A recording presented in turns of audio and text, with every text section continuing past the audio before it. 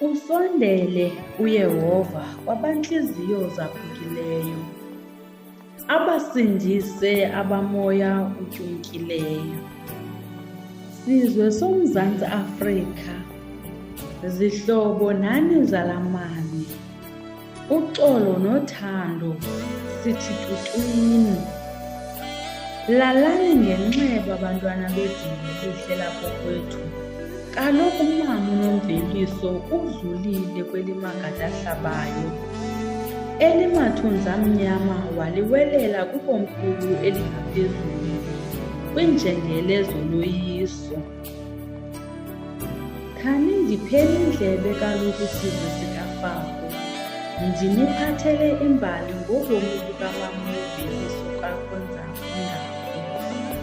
Le mbali ikholacholwe likhaya yaze yatshicilelwa ngovelwano olunzulu ngumzi wabangcwabi uKamba Lethu Funerals. Inkaba yale nzwakazi yembelwa phantsi komgquba wobuhlanti bukatatomkhulu uMzondile kunye nomakhulu uNojongile Khonzaphi abangasekhoyo ngomhla wesi-9 kweyoMsintsi ngonyaka ka-1975.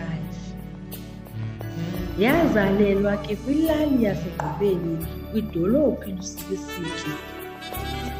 Uzelwe ke yena wangumntwana omnye. Thixo ulihlathi, uligwiba kuthi, ezimbandezelweni ufumaneka uluncedo kunene. Amabanga akhe aphantsi uwenze eMswakazi Junior Secondary School. Uye wazimanya ngeqhina lomtshato nensizwa yakwaNgcwangule utata uThobela Kangako ongasekhoyo.